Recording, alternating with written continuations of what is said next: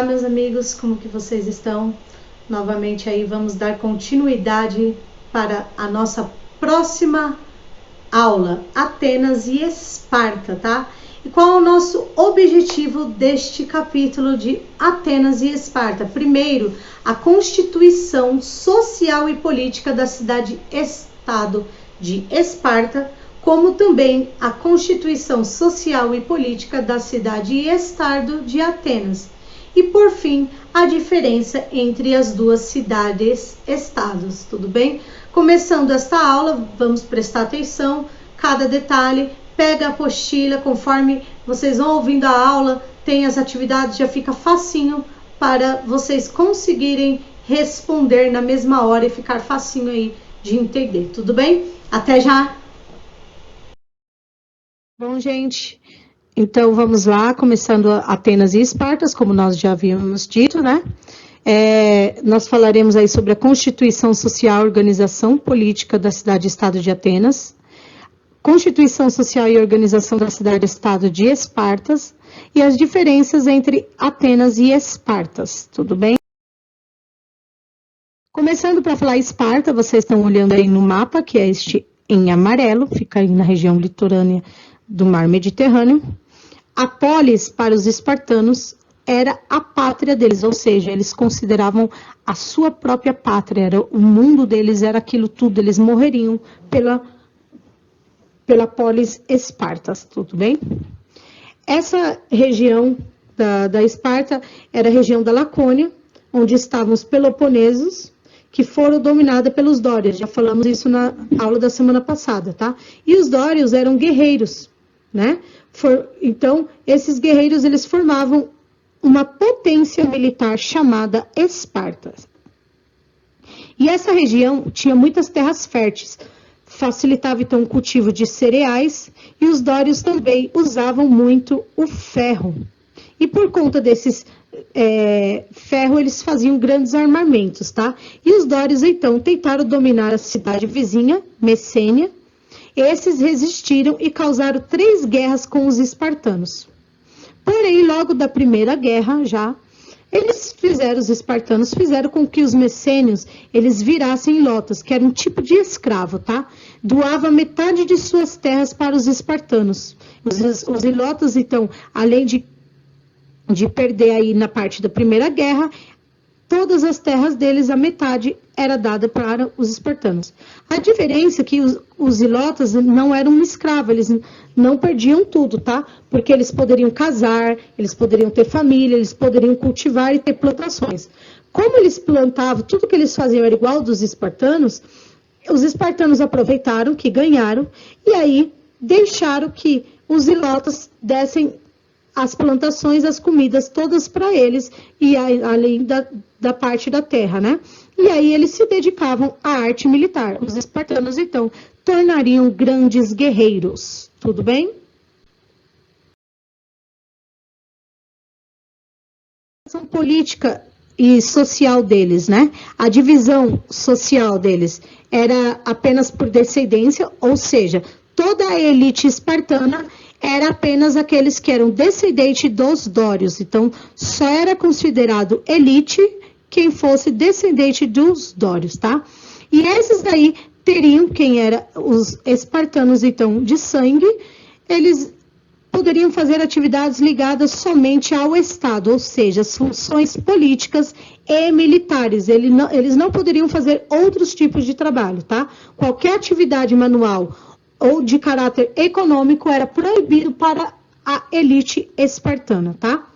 E aí também tinha os periecos, que eram os gregos não espartanos e livres, e não tinham direitos políticos, tá? Esses daí trabalhavam na agricultura e ainda que terras menos férteis do que era reservada aos esparciatas e no comércio, tá? Quando necessário, eram obrigados a atuar no exército. Então, os periecos era qualquer pessoa que vivia em Esparta, porém não era considerado espartano. Poderia até ter nascido em Esparta, mas se é filho de pessoas que não é da região, ele não era considerado elite. Eles poderiam ter terra, porém as terras menos férteis do que a elite espartana tinha, tudo bem? E aí, quando precisavam, eles eram obrigados a atuar no exército, tá? Politicamente, Esparta tinha um sistema de diarquia, que é aquele que eu falei semana passada para vocês, que era 2 reis, tá? E quem decidia pela educação, né, e cuidava da polis, declarava as guerras, eram os éforos. Esses daí eram eleitos uma vez por ano. Cerca de 5 éforos comandava por ano a polis e cuidava da educação e decidia se ia ter guerra ou não. Tudo bem?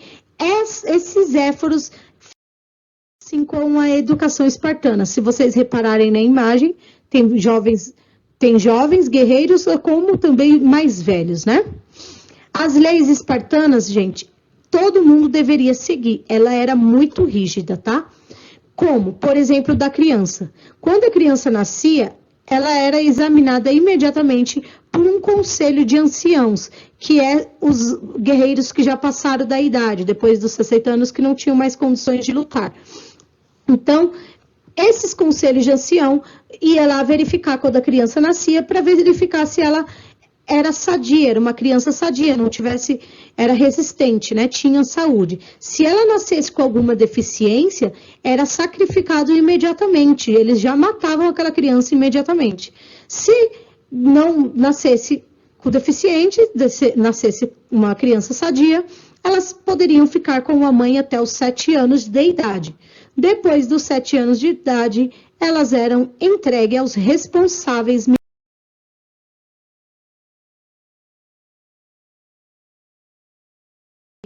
desde pequeno, então, dos 7 anos até os 18 anos, eles exercitavam, eles treinavam, eles competiam e eles tinham que suportar as provações físicas, passava fome e frio para aprender a se defender, aprender a defender a própria vida, tá? Aos 18 anos, após uma prova especial de coragem e força, o jovem concluía o treinamento e tornava-se um soldado. Então, ele passaria por uma prova. Se caso ele não passasse na prova, ele teria que correr muito, muito, muito e tentar fugir dos outros, porque se os outros pegassem, poderia bater nele até a morte, tá, gente? Então, era praticamente aí obrigado que ele passasse nessa prova aos 18 anos, tá? Dos 18 aos 30 anos, ele seria soldado. Quando completasse aos 30 anos, ele continuaria sendo soldado, mas ele poderia ter alguns direitos, tá? Como, por exemplo, casar e ganhava uma porção de terra também para ele. E aí, aos 30 anos, também seria considerado um... Já as mulheres, elas já eram totalmente respeitadas, tá, gente? Por quê? Elas tinham autoridade na ausência dos maridos por conta das guerras. Como espartanos, eles eram muitos guerreiros, eles viviam em guerras, né? Viviam aí fora, e aí facilitava para que as mulheres tivessem essa autoridade, tá? Elas tinham que receber uma educação atlética, então, igual lá que os meninos dos 7 aos 18 anos iam lutar, as meninas com a educação atlética, pois elas deveriam gerar guerreiros saudáveis para a polis, tá, gente?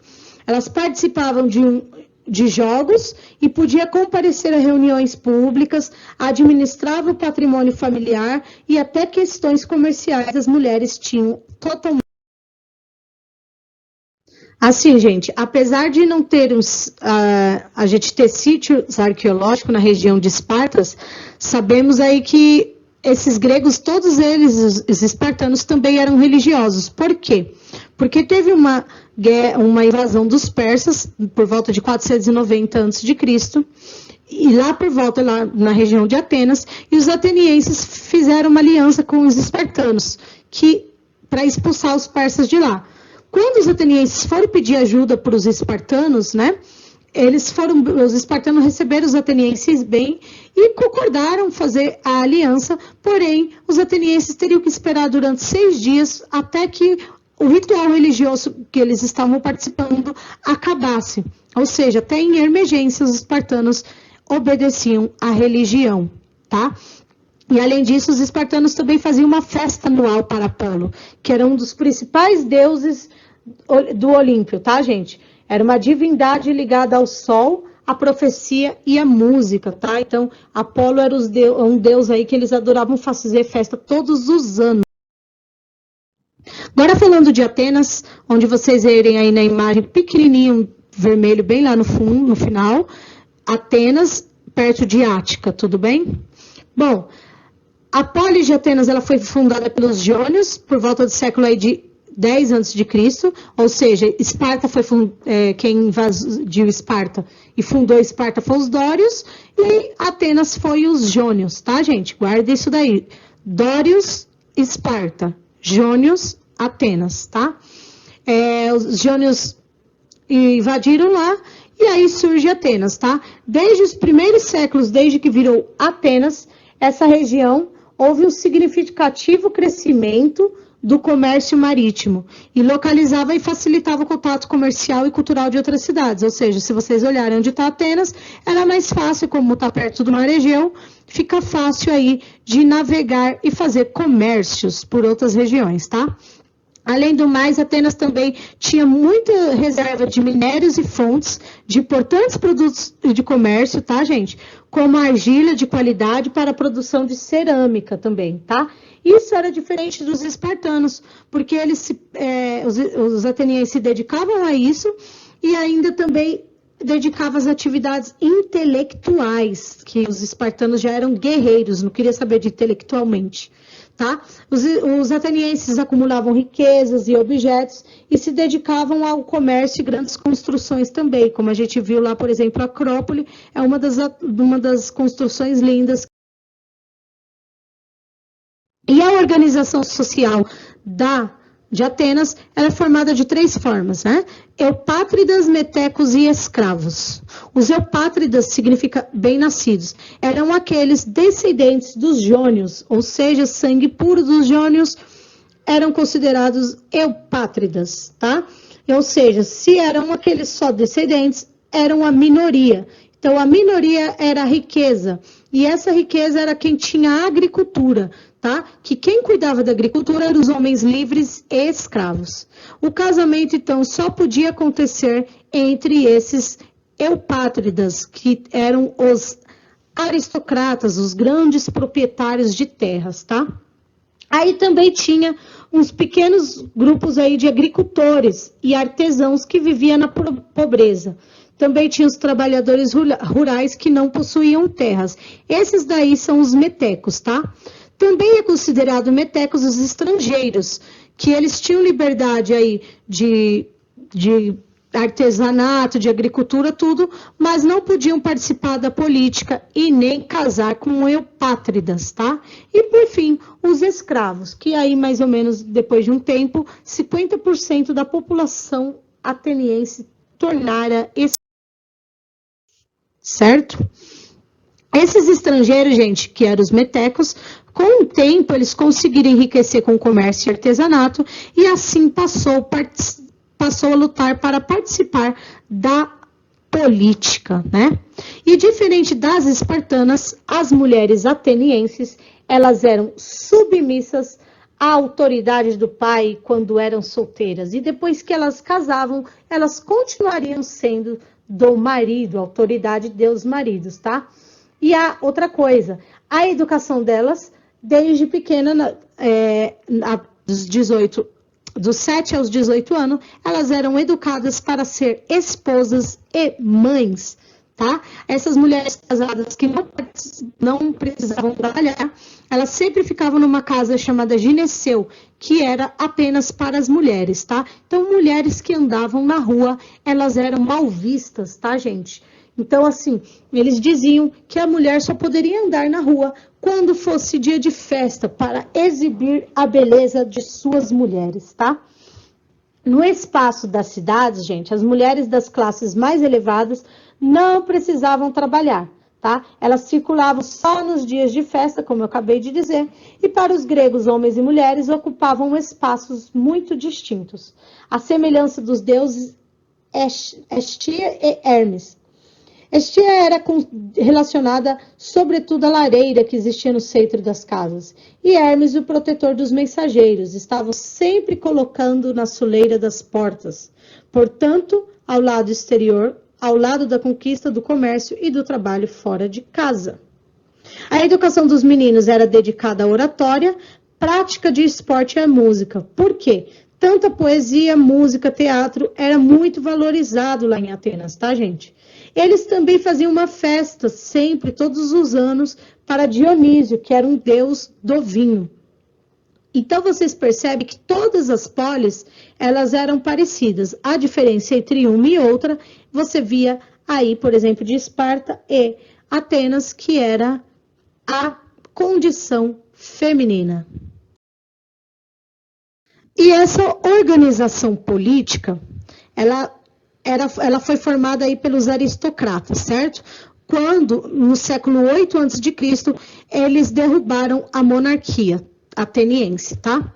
Mas aí, com o passar desses séculos, a aristocracia ela foi caindo, porque ela passou por uma crise. Os camponeses se tornaram escravos, lembra que eu falei 50% dos escravos de Atenas tinham virado escravos? Então, porque os camponeses estavam com dívidas, se tornavam escravos, e a outra parte da população, que eram os artesãos e comerciantes, estavam lutando para ter direitos políticos, junto com a aristocracia. E aí, então, entra a parte aristocrática em crise, tá? Para resolver essa crise, um cara chamado Drácon, por volta de 620 a.C., ele vai criar um código de lei para tornar público, aplicado para todo mundo. O problema aí é que não resolveu quase nada a economia e a polis estava quase acontecendo uma guerra civil, porque essas leis que Drácon criou favorecia apenas os ricos, deixando os pobres com mais fome ainda. E se caso um pobre ainda tivesse que roubar para não passar fome, era punido à morte, era condenado à morte. Gente, essas leis aí foram remodeladas, depois que Drácon morreu, por um cara chamado Solon, por volta de 594 a.C., tá? Olha as mudanças que foram feitas, tá? Presta atenção. Libertou os atenienses escravizados por causa da dívida, permitiu que todos os homens livres, independente de suas posses, participassem da assembleia que elegia os magistrados e aprovava ou não as leis, tá? Permitiu todo mundo que era livre poder participar das assembleias. Estabeleceu uma categoria de cidadãos com base da renda anual dos indivíduos e não mais através do nascimento. Então, aí, não precisava mais ser considerado cidadão ateniense só porque é descendente de jônios. Estimulou a vinda de artesãos estrangeiros para Atenas, incentivou o cultivo de uvas para a produção de vinho e também das oliveiras para a produção do azeite, tudo bem? Bom, em virtude das medidas de Solon em relação ao artesanato e ao comércio, Atenas tornou-se grande produtora de cerâmica e de um grande centro comercial. Porém, as reformas não eliminaram as disputas entre os clãs aristocráticos, nem diminuíram o descontentamento dos camponeses, porque a principal reivindicação deles era o acesso à terra. Tudo isso porque, gente, as decisões mais importantes ainda era tomada pela mais alta magistratura de Atenas, acessível apenas para os homens da elite. Surge, então, a tirania. Gente, o povo estava totalmente insatisfeito, né, com as relações políticas. Tudo isso que foi feito aí por Solon, mesmo assim, não foram suficientes para amenizar a população ateniense. Então vem um cara chamado Pisistrato, que por mais ou menos em 1546 ele tomou o poder à força, tornando um governo absoluto, ou seja, poder absoluto era só dele.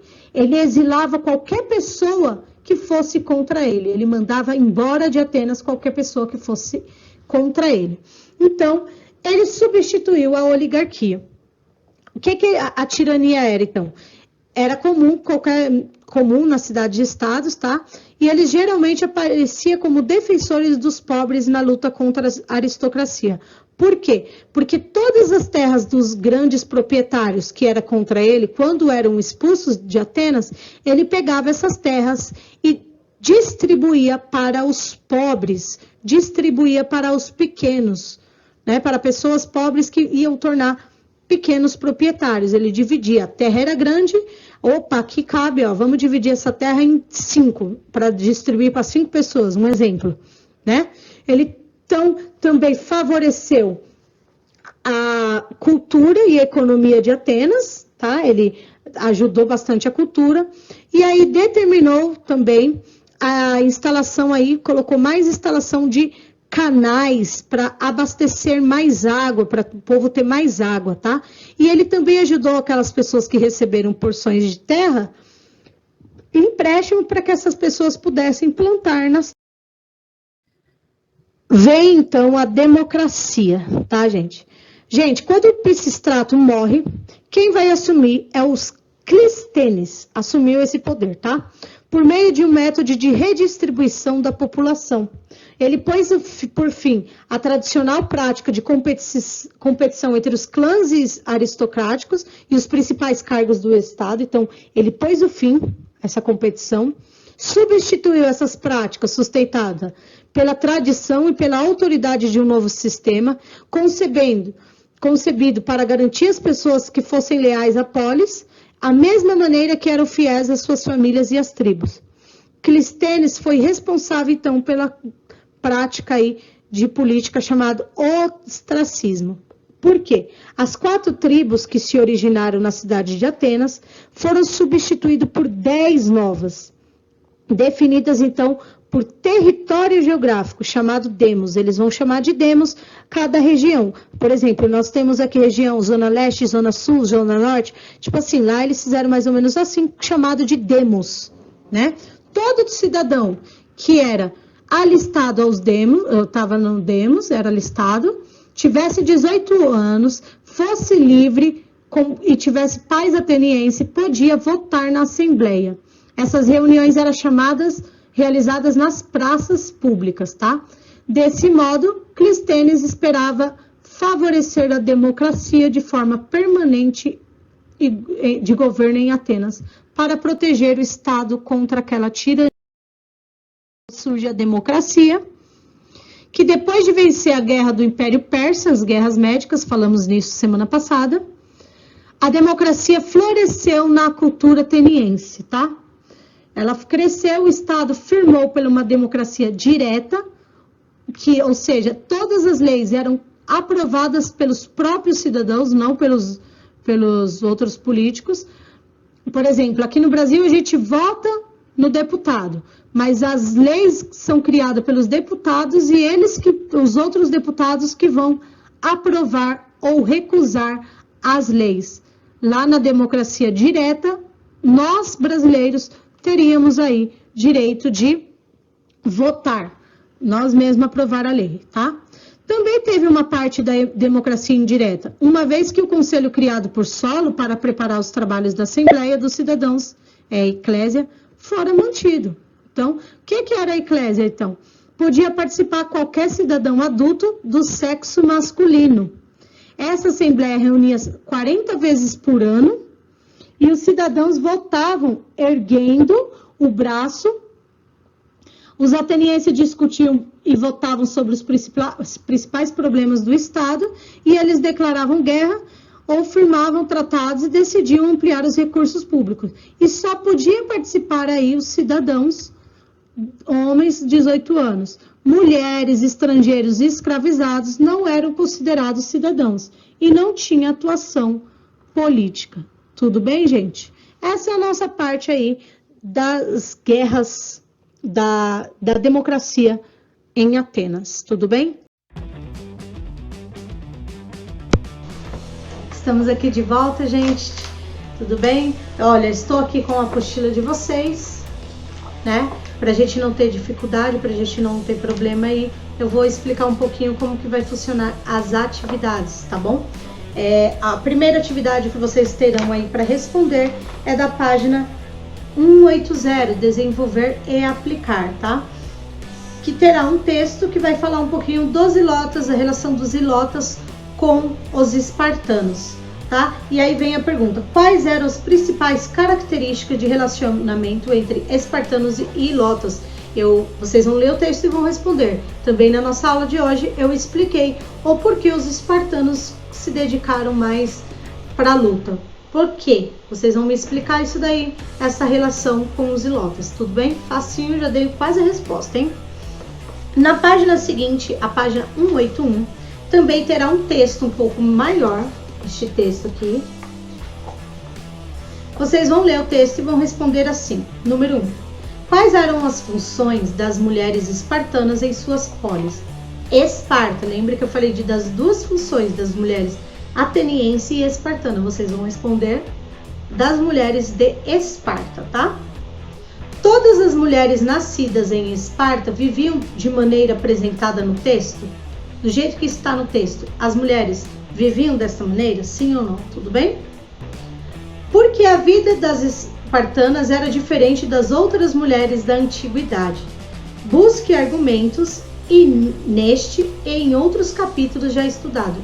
É importante, vocês vão olhar lá, desde o primeiro capítulo da Grécia, que nós já falamos, do Egito, entre outros, vocês vão olhar este daí e vocês vão me dizer como que vocês imaginam aí a diferença das mulheres espartanas para as outras. É fácil, muito fácil. Se vocês prestaram atenção na outra aula, nem vai precisar voltar nos capítulos anteriores, tudo bem? E a número 4. Tradicionalmente, estuda-se que as mulheres espartanas tinham apenas educação atlética e para a maternidade. O texto acima traz um novo olhar sobre elas. Explique como essas informações nos ajudam a ver a história de maneira diferente. Então, assim, vocês vão ver como o texto está apontando, né, sobre a participação das mulheres em Esparta. Fácil também, tá? Depois, na página 182, tem bastante atividade, viu, gente? Também tem o outro desenvolver e aplicar. Ela vem assim: como você já estudou até aqui, a sociedade espartana possuía vários grupos. Aqueles homens e mulheres que eram considerados descendentes dos dórios tinham um modo de vida diferenciado ligado a exercícios físicos e treinamentos militares. Vem a pergunta A. Quem era responsável pela manutenção desse grupo? Fácil, eu falei, é o mesmo das educações, da educação. Opa!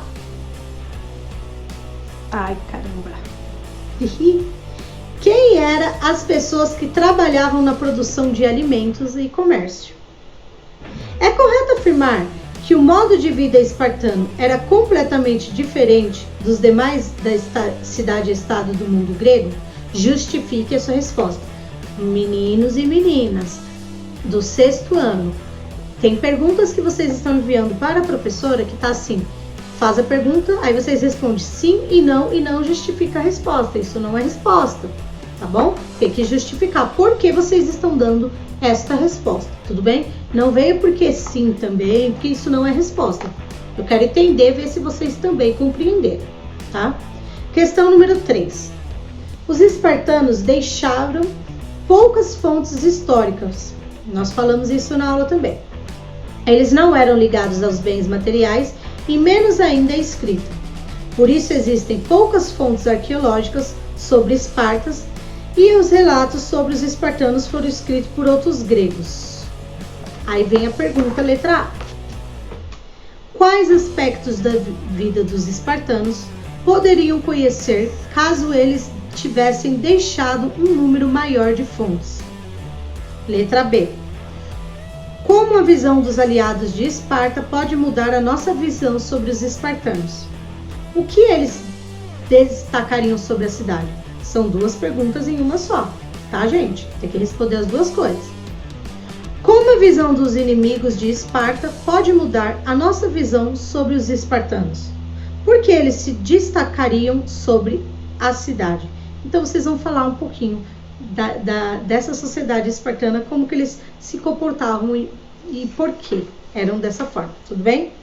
Aí a gente vai entrar no tema de Atenas e lá na página 185 tem perguntas. Vai ter um texto, leia o texto e responda as questões. Aí vem a primeira pergunta. Quais eram as atividades da maioria das mulheres que viviam em Atenas? Então, lembre que Atenas, a educação é totalmente diferente da educação de Esparta, tudo bem? Porque temos a impressão de que as mulheres atenienses mal saíam de casa. 3. Atenas era um grande centro comercial. Qual era o papel das mulheres nesse comércio? Número 4. Tanto em Atenas quanto em Esparta, qual era a diferença entre mulheres nascidas em famílias tradicionais da cidade para aquelas que eram estrangeiras? Então, vocês também irão responder essa parte. Compare a vida das mulheres atenienses mostrada no texto com a vida das mulheres espartanas. Vocês vão fazer a comparação entre Atenas e Esparta, a educação feminina. Tudo bem? Foi bem explicadinho na aula, então não tem dificuldades. Tudo bem? Aí vocês vão aí, organização política, como é que foi formada. E aí na última página, 188, vai ter um outro mini texto. E aí vai vir assim. Com base no texto apresentado, organize um grupo. Depois compare a diferença entre a democracia ateniense e a democracia brasileira atual. Caracterize quem era considerado cidadão em Atenas na antiguidade e quem era considerado cidadão atualmente no Brasil. Como a gente não pode estar presente todos juntos, vocês vão fazer pesquisas na internet sozinhos, sem necessidade de formar um grupo, tá, gente? Aí vem a primeira pergunta. Indique quais aspectos geográficos e culturais influenciaram a forma de organização política e econômica da polis de Esparta. Uma sociedade é dita escravista quando a sua riqueza provém da exploração da mão de obra cativa. Explique como o escravismo se mantinha na Grécia e quais conflitos ele podia causar nas polis. Vocês vão explicar como funcionava essa sociedade, essa exploração, né, de escravos na Grécia, tudo bem?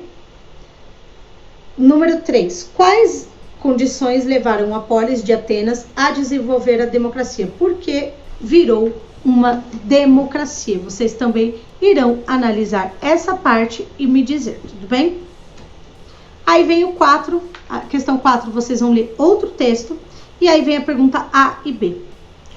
Como o desenvolvimento econômico se realizou com a participação política dos camponeses? Vocês vão responder. Por que a aristocracia resistiu em permitir a participação de outros grupos na política? Vocês vão responder como que isso foi permitido. Também está bem explicadinho na sala de aula, tudo bem?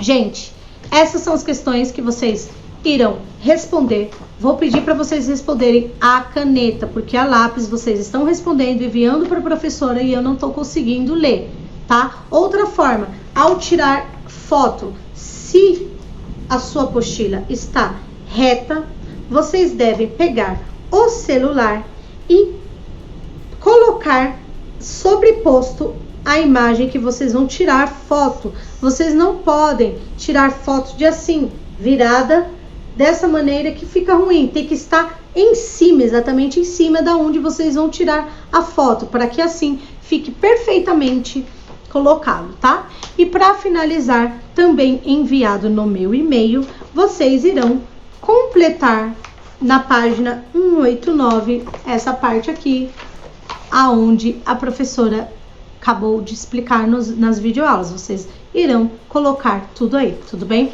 Quero agradecer vocês mais uma vez. Eu tô tentando aí encurtar as aulas para ficar mais fácil para vocês entenderem, tudo bem? Questão de áudio não foi corrigido ainda. A professora tá com um problema muito grave no computador em relação ao áudio, por isso que fica difícil, tá? Só quando gravo direto no celular que eu consigo. Mas espero que vocês tenham entendido e a nossa aula vai ficando por aqui. Beijos, qualquer dúvida chama dentro do meu horário pelo Google Classroom e o e-mail vocês me enviam as atividades, tudo bem? Lembrando que a atividade a partir de hoje, 26 de maio, eu vou receber a partir de hoje, 26 de maio, até o próximo dia 30. Não recebo mais depois dessa data, tá, gente? Tem muita gente entregando coisas ainda de antes das férias, isso não dá mais, por conta da nota de vocês, tá bom? Muito obrigada mais uma vez, até a próxima, bye bye, tchau!